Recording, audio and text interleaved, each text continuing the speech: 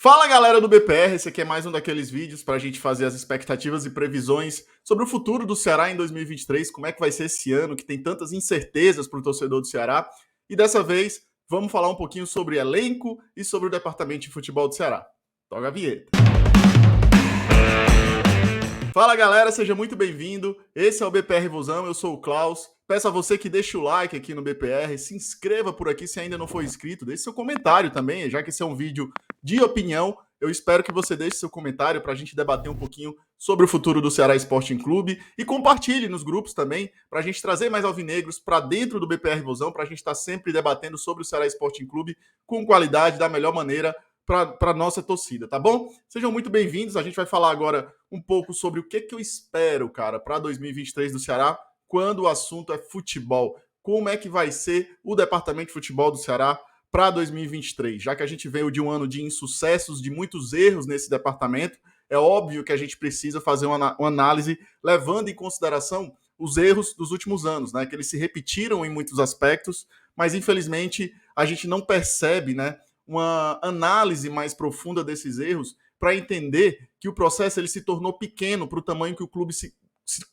tornou, né?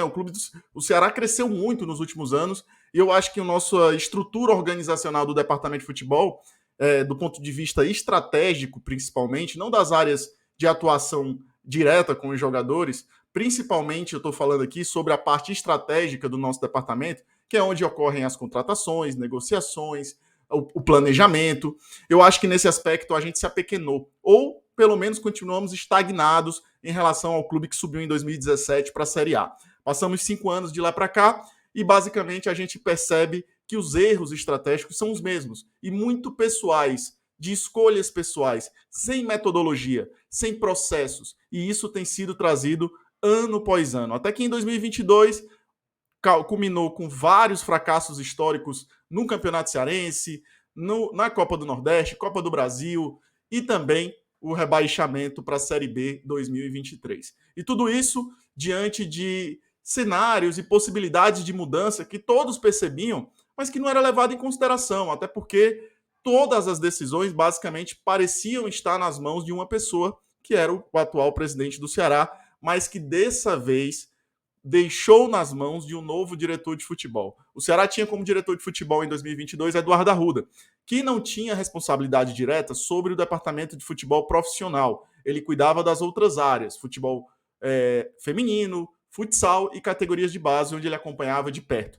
Mas no departamento de futebol profissional, as demandas e as responsabilidades, e principalmente, né, as tomadas de decisões ficavam sob responsabilidade de Robson de Castro, presidente do Ceará, até a gravação desse vídeo. Então, tudo isso, né, a gente percebe que no Ceará as coisas ainda não acontecem com a metodologia necessária, de maneira profissional, como hoje o futebol exige. A gente percebe também que quando ocorreu o rebaixamento, basicamente o que foi feito para poder mudar para 2023 foi trocar as pessoas, né? O Ceará agora tem um novo diretor de futebol, Albeci Júnior, que ocupa o lugar do Eduardo Arruda e está mais envolvido diretamente com o futebol profissional. O Robson se colocou mais afastado, né, das decisões diretas do departamento de futebol profissional.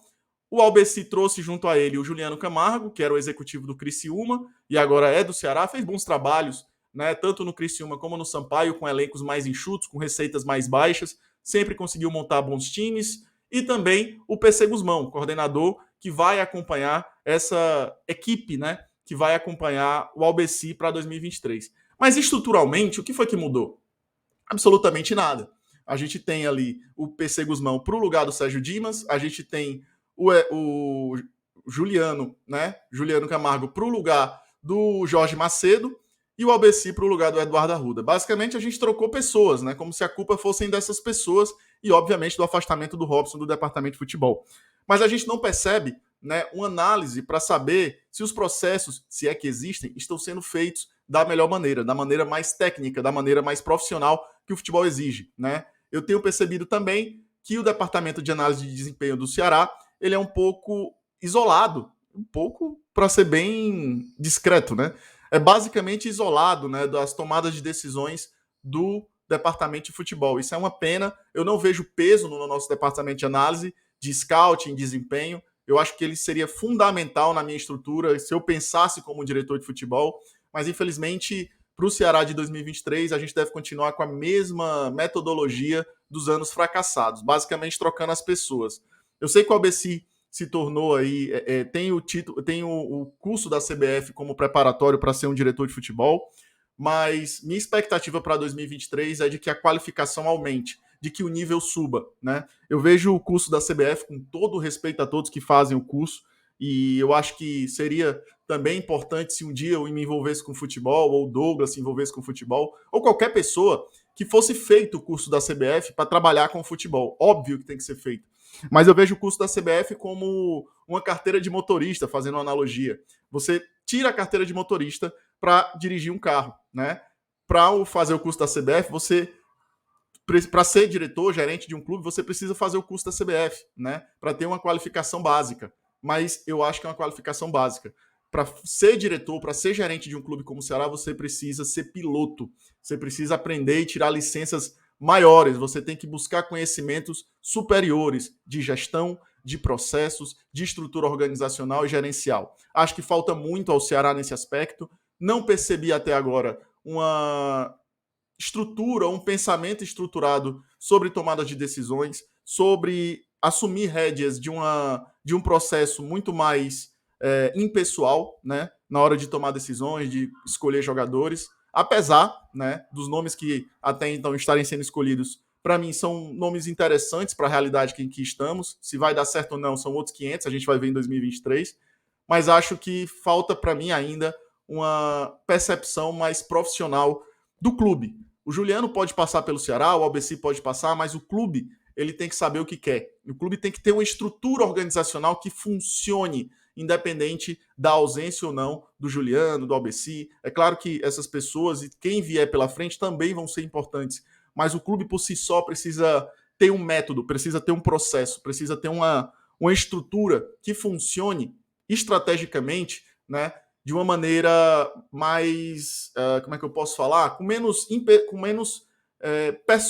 personificado em uma pessoa, menos ligado à pessoa, à figura do ABC, à figura do Juliano, e muito mais ao clube, ao propósito do clube. Porque assim a gente vai ter o objetivo maior. Né? A gente vai passar para quem está nos departamentos inferiores, ou quem está chegando, jogadores, treinadores, auxiliares, que são aqueles que têm uma rotatividade maior dentro do clube, a gente vai estar passando que o clube tem um propósito, e esse propósito é um projeto que vai querer alcançar os objetivos maiores. E isso não vai depender necessariamente da presença do ABC, do Juliano, não, vai depender porque o Ceará precisa alcançar esses objetivos, porque faz parte do propósito maior. E eu acho que isso só vem quando a estrutura está bem montada, quando a metodologia está bem estruturada, quando cada área sabe o que tem que ser feita, e com cada estrutura estratégica funcionando plenamente. Acho que isso ainda está bem longe de acontecer no Ceará. Não percebo dessa maneira, acho tudo muito personificado ainda, né? Tudo muito ligado à pessoa do Albeci, à pessoa do Juliano. Antes era do Robinson, antes era do Jorge Macedo, e assim vai. E enquanto isso, o Ceará fica ali sem um modelo organizacional, gerencial, a contento da necessidade que o clube se tornou. Acho que o Ceará se tornou muito grande, né? Nas expectativas dos últimos anos, porque passou 5 anos na Série A, e a gente está ainda com métodos ultrapassados, com métodos atrasados e que não são suficientes para o futuro do Ceará, para a gente vislumbrar um futuro melhor. Eu torço e espero que esse elenco e que o trabalho do ABC possam funcionar. As contratações até agora são interessantes para a realidade de Série B. Bons nomes estão sendo apresentados para a defesa, né? O Thiago Panhussá de volta, Danilo Barcelos e o William Formiga para a lateral esquerda. Né? A gente tem também a chegada do Kaique para a volância, para o Arthur Rezende, do próprio Jean Carlos para meia, que é um nome que sempre o torcedor quis. Então tem alguns nomes chegando, alguns outros especulados, praticamente acertados, como Chay e Luvanor. A gente espera que esse elenco, né, possa ser suficiente para nos levar de volta à Série A. E a gente espera também, e eu espero, a minha expectativa é de que a gente seja um pouco mais ativo no mercado durante a temporada inteira. Que a gente não fique esperando o boi passar, que a gente não fique esperando o pior acontecer para tomar uma decisão, para que a gente consiga, né? E até por isso é importante gestão, até por isso é importante ter uma estratégia, porque a gente percebe que o fio da meada está errado no momento certo para fazer a mudança. no momento certo, de ter a coragem de mudar.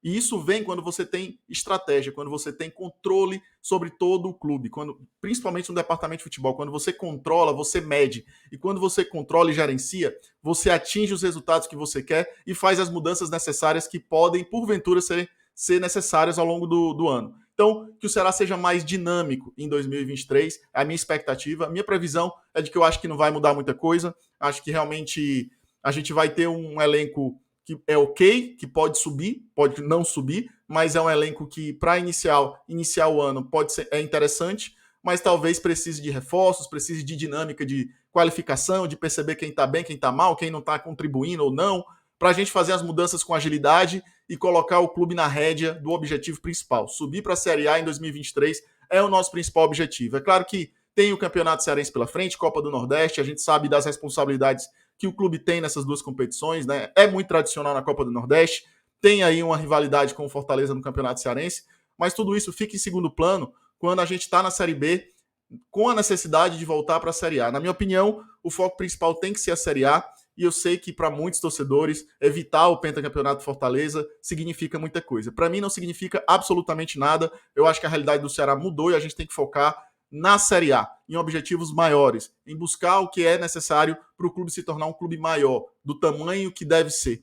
E eu acho que a gente tem potencial. Por que eu estou falando isso? Porque o Ceará tem potencial. Porque o Ceará é um clube que tem muito potencial de se tornar um clube para ficar na Série A por muito tempo e não ficar nessa gangorra de subir e descer.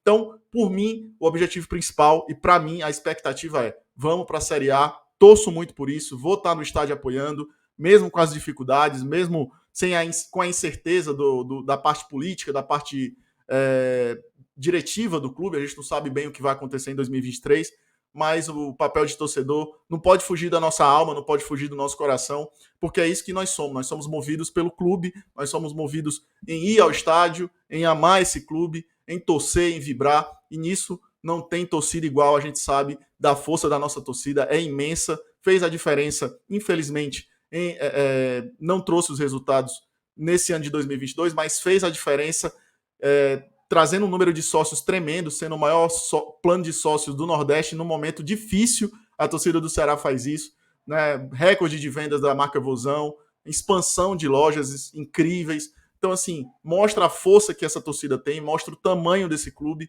e mostra que a gente tem potencial para crescer e não pode ficar numa Série B. A gente tem que lutar para voltar para a Série A. Não vai ser fácil, obviamente, são muitas variáveis, são vários clubes aí também brigando por essas 4 vagas, mas a gente tem condições sim de estar lutando e estar brigando pela volta à Série A. Então vamos lutar, vamos junto com o Ceará, né? Não vai ser fácil por diversos aspectos e diversas percepções diferentes, mas a gente tem que estar junto, tá bom? Vamos torcer e vamos nessa para 2023. Muito sucesso para o Ceará em 2023, se Deus quiser, vamos torcer juntos pelo Vozão.